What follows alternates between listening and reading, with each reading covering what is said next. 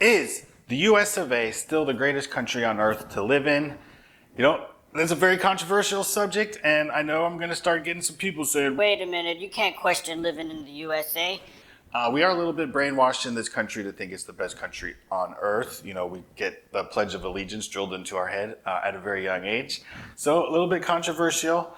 When I Googled what is the USA number one for, it said the USA has the prefix of number one on their telephone numbers. So hopefully we can find a few things that we rank number one in. But where does the USA rank these days? It ranked fifth in overall best country to live in a 2023 survey. And it did rank good. It ranked at the top in a couple of things. It ranked in the topic of does it have a good job market? It ranked number 3. Globally connected. It ranked number 2. Entrepreneurial. Number 1, baby. The USA is the best place to start a business. But it also ranked near the bottom in quite a few categories. Racial equality, it ranked number 58. Most bureaucratic country, like hard to get crap done, it ranked 74. And the one we're going to be focusing on today in this video, affordability. The US ranked number 63 out of 87 countries in affordability. And if you're going to be retired, you want your money to go as far as possible. So today we're going to talk about expenses of living in the USA versus the expenses of living in Spain. So if that is something you are interested in, follow along and let's dig into the numbers. Shut up and sit down.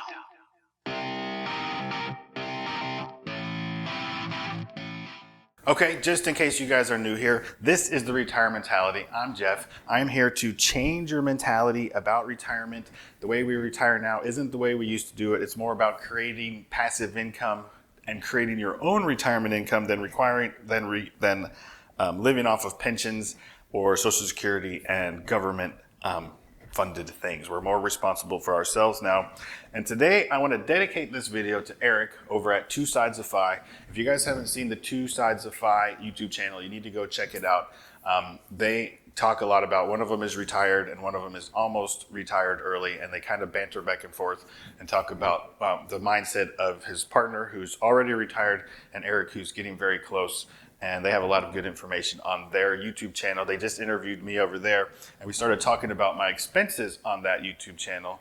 And so I want to dig in a little deeper. Eric was also interested in possibly moving to the Virgin Islands where I used to live, or moving to Spain where I'm looking at living. So I've been wanting to do this video, and he sort of prompted me to get off my butt and do it. So go show them some love over on that channel as well. But don't click off yet. We're still going to get into the numbers. Go show them love after you show me some love and watch this video. So I simplified the categories a little bit because I don't think you guys really care how much I spent on a pair of toenail clippers or what my actual rum budget is. So I simplified the categories a little bit, but the numbers at the bottom of my numbers of living here in the US are pretty accurate. They're pretty close to the exact numbers of what it cost me to live here. And then as far as the numbers for living in Spain, obviously I have never lived in Spain, but my wife is from Spain and all of her family lives there. And in order to get these numbers right for you, I went through the uncomfortable days of sitting down with all of her family and relatives and making them tell me exactly what they spend on things. So I've got a pretty good idea of what her family and friends spend on things. And I'm in a couple of Facebook groups where I follow along and people talk about what they spend on things. So I've sort of extrapolated the data from those people that I've personally talked to who actually live in Spain, some Facebook people who talk about expenses, and then I've sort of wrapped in how much I think we will spend on things. There's just some guesswork involved, there's just going to be, but I think my numbers are pretty good and pretty close and should be pretty accurate. So let's dig in and let's look at the numbers. Okay, I put all these numbers into a pretty little PDF form, so I may pop it up over here occasionally, or I may just put some numbers over here. I haven't decided yet. So I'm going to go off and I'll just go through each category and tell you how much I spend in the US. I'll go through the US expenses first, and then we'll do the Spain expenses second. How about that?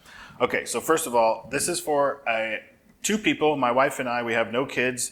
We live in Panama City Beach, Florida, and this is pretty close to what our real expenses are, rounded to the nearest whole number, basically. So our grocery bill for 1 month is usually about $800. And then for eating out, going to happy hours, having a dinner or lunch, our bar, restaurant spending usually runs about $300 a month. Our power bill averages out on this house. This is a 2,200 square foot, 4-bedroom house. Our power bill averages about $175 a month. And our water bill is about $45 a month. We pay $40 a month for our Wi-Fi. Cell phones for the two of us, we pay about $50 a month.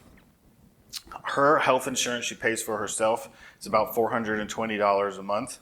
My health insurance is a goose egg because I have another job that pays for my health insurance, so I don't have to pay for that. Our car insurance, we just have one car between us. It's a Subaru. We pay about $125 a month for the car insurance. And then household, I have this is kind of a catch-all category. I have $400 a month, but this includes things like little projects I do, like I put an outdoor shower in the backyard, and I put in a fire pit. So one month I might have a couple $100 for pavers to build a fire pit, and a couple $100 to build the outdoor shower. Household also includes things like cleaning supplies.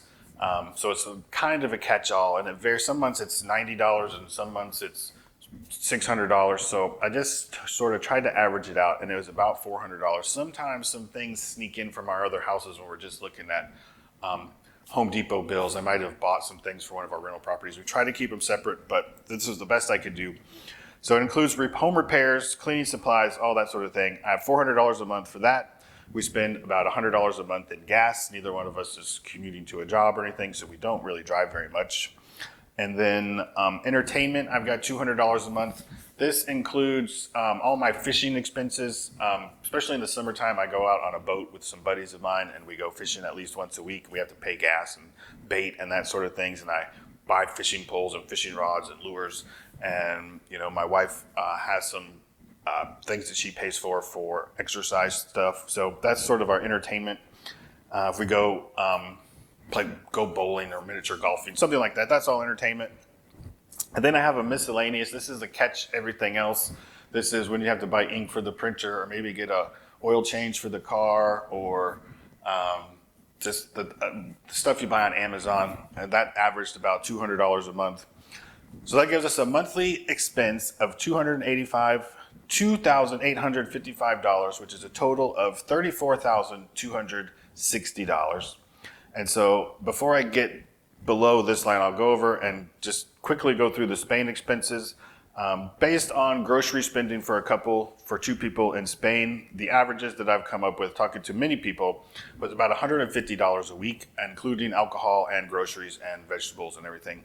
So that's a little bit less at $600 a month. Bar restaurants, I'm going to keep that the same. It's a little bit cheaper to eat out there, but I think we'll probably eat out a little bit more because they have more of a bar culture in Spain. So I'm going to keep that the same at $300. Talking to people, it sounds like our power bill is going to be a little bit less over there. We're actually looking at a house that we like over there, and it has solar panels, so it could be a zero. But I've got $125 for power. People tell me their water bills usually run about $25 a month. Wi-Fi runs about $20 a month, so everything just a little bit cheaper. Health insurance, if we both get private health insurance and we don't qualify for the free public health insurance, we'll probably get on the paid private health insurance. Will cost us each about $150 a month. So then car insurance, according to like what her sister and her parents pay, should be about $30 a month, so good savings there. And I reduced the household a little bit because I know that the little extra expenses for some of our rental properties won't slip in here. And since we'll just have one house to take care of, I think it'll be a little bit less. Gas is a little bit more expensive there. I think we'll probably drive about the same, but I'm going to just leave the gas expense the same at about 2 tanks of gas, a tank of gas every 2 weeks, basically. And then entertainment, I'm going to leave the same because we're going to still want to go do fun stuff, go fishing. And miscellaneous, your miscellaneous expenses are just whatever expenses come up. So I'm going to leave that the same. So that gives you a total of $220 a month, or $26,640 per year. So it's a good almost $10,000 savings per year there. But the real savings come in when we get down here to the next category. So you can see my homeowner's insurance on the house I live in here in Florida. I had to put homeowner's insurance and flood insurance together because I didn't have enough room on my little spreadsheet. But my homeowner's insurance is $6,200 a year, and my flood insurance is $850 a year. And in Spain, my homeowner's insurance would be, I'm calculating about $300 a year. And my property taxes here in Florida are $2,000 a month. And in Spain, I have it at $900 a month, but I actually think that's going to be high. But I'm going to leave it like that for now. I'm going to estimate high there. And then my mortgage on this house, just the mortgage, the principal and the interest, since I broke out the taxes and the insurance, the principal and the interest is about $12,520 per year. And if we sold this house and bought a house in Spain, we would pay cash using the equity that we have in this house. So my mortgage would go to a zero. And so that gives us a total expense to live. I owe about, just so you know, I owe about $140,000 on my house here. So that mortgage gets paid off. That's if you're wondering how the numbers work there. But so that gives us a total amount to live in the US of right at $60,000. And by selling this house and moving to Spain, our expense would go to about $27,840. So it basically cuts our expenses right in half to move up to Spain from here. And I think these numbers look pretty good. So, we're living off of the rental income from our houses. We're both still working a little bit and have a little bit extra money coming in, but we're just using that to sort of pay down some of the mortgages that we have. And we just paid off one of our houses and just padding we have a Vanguard account with some index funds. So a little everything extra just goes in there right now. So, if we cut off all of our income, we could afford, our income is more than the $60,000 from our rental properties. But it doesn't leave a whole lot of padding there. And by cutting that in half and moving to Spain, it gives us a lot more padding and a lot more fun budget. Oh, you know what I didn't include in here? Also, we had $7,000 in travel budget this year. So that puts the total, I forgot to add that on here. So we have $67,000 would be our total with the travel that we did this year. So again, by cutting that number down to be in Spain, it gives us a way bigger travel budget, or buy a boat budget, or buy a side-by-side budget, all the things I want to do in Spain, and just have a little bit more breathing room. So that is why we're looking at this option. I'd be curious to hear if any of you all have looked into moving to Spain or Portugal or Costa Rica or Panama or any of these other countries, and tell me what you think about what a budget might look like or what you think of these numbers. I'm also got another video like this I'm going to do for retiring in Puerto Rico. If anybody's interested in that, leave me a comment. I put the video together and then the editing software ate it, so I'm going to have to redo the whole video. But if you're interested, I'll do the Puerto Rico video. Leave me a comment on that. And if this was helpful or interesting to you, please subscribe to the channel, give me a big thumbs up, and stick around so we can do more of this, and I'll see you in the next video.